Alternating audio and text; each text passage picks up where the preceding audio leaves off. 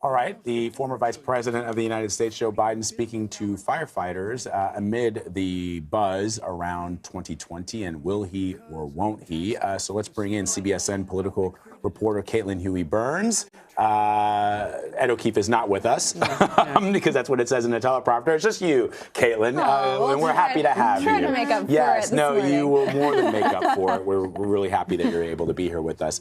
So there's a couple of things we want to talk about. I was saying to Anne-Marie earlier that it's so interesting to me that you have this group of women, more women running for president than any other time in American history. And now there's buzz around Stacey Abrams at South by Southwest. She gave an interview to Yamiche Alcindor where she said that, she had originally planned on 2028 as perhaps a potential date for her to run, but now she's considering 2020. And it made me think, and I said to Anne-Marie, isn't it interesting that these men, the Beto O'Rourke's and Joe Biden, they're all sitting around like, I'm trying to get over whether I should or I shouldn't. And there are a lot of women who are saying, you know what? Got to strike while the iron's hot. I'm going to go for it. I mean, this waiting game with Joe Biden, what's going on here? Well, in some ways, he can afford to wait, right? Because he's got a whole organization ready to go as soon as he says yes. What's interesting about Abrams and Beto O'Rourke, they both lost races in 2018. She lost a race for governor. He lost a race for the U.S. Senate.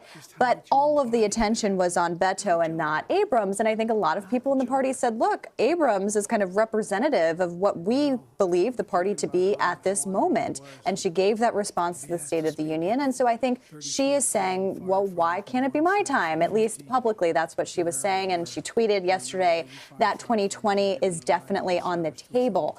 So let's talk about what Biden is trying to do today. He's speaking to this firefighters union, which is a really critical union in politics. They didn't endorse anybody in 2016, neither Trump or Clinton. In fact, a lot of their members said that they didn't want the union to support Clinton. So that kind of shows what's going on there. So this is a critical union for him. And if they endorse him, he's very close with the president of this particular union. And you're seeing signs there that say, run, Joe, run. If they endorse him, they could give him a lot of power, power on the ground in terms of mobilization, a lot of built-in support. And so he's speaking to these issues that he thinks is going to help separate him from the rest of the pack, really reclaiming those voters, those Democrats that flipped over to Trump, that Democrats are hoping to get back. And Joe Biden sees that as his opportunity. We've been doing all kinds of polls, reading all kinds of polls that, imagining if Biden was to throw his hat into the ring, and he always sort of ends up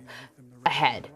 But he is also a guy who has run for president before and has not won. And, the polls make me really nervous after the last election that we had. Are the polls the only thing to consider? Well, let's think about what the polls are telling us at this point. A lot of it is name recognition, right? There were so many Democratic candidates. I think we're up to at least a dozen kind of officially in this race with a few more to go.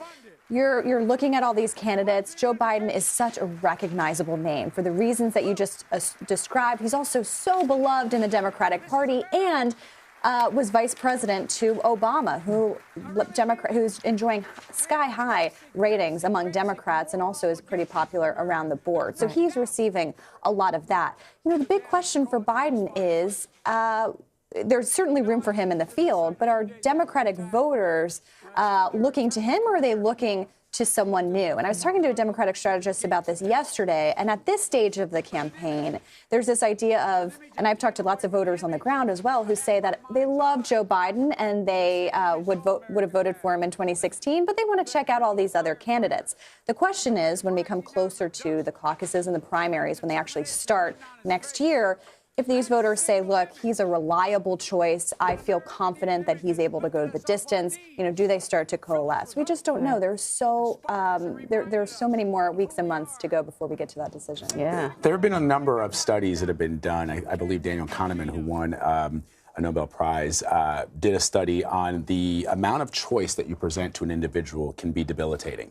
That when people have too many options to choose from, they actually can't make a decision. So the question, I guess, for the Democrats is, this is an amazing plethora of candidates, all very diverse, all with compelling backgrounds. But does that make it for a bruising primary battle to ultimately get the candidate who might not be able to defeat President Trump? I mean, and Biden perhaps is seen as a reliable a reliable candidate who has proven success, at least winning his. But can he make it out of the primary process? Can he make it out of the primary process? Right, which is the big question mark. Voters that I've talked to over and over and over again, the resounding theme is they want a candidate who can defeat Donald Trump. But that means different things to different people, and that's what they're trying to sort out throughout this whole process. Yeah. You're going to hear a lot of candidates try to make that electability pitch. We were on a call yesterday with the Sanders campaign, Bernie Sanders campaign, and they were trying to show us poll numbers where they had broadened their support among various groups, among women, among African Americans, making this pitch not only that they can survive the primary, but also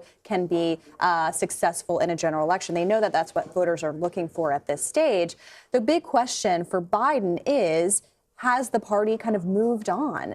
We're talking about not only there are younger people in this primary, there are a lot of women in this primary, but also on issues like criminal justice reform, on some foreign policy issues perhaps, and on other kind of touchstones that we've seen the party embrace, Medicare for all, for example, and other issues that, is this still Joe Biden's time? A lot of voters thought that in 2016, they wished that he had run. In 2020, they love him, but the question is he still able to be successful? And unlike many of the people that have thrown their hat into the ring so far, he has had a long track record in politics. There's a lot to pick apart. Right. And, some of them are even things that he admits were missteps at the time. Right, exactly. You're going to see a lot of scrutiny applied to his record, and he has a long paper trail, obviously. Yeah. So that could be something that turns voters away. It could also be something that appeals to them, this longevity, this experience, this person who kind of knows how to do politics and can take the president on. We'll just have to see. Let me ask you real quick before we let you go about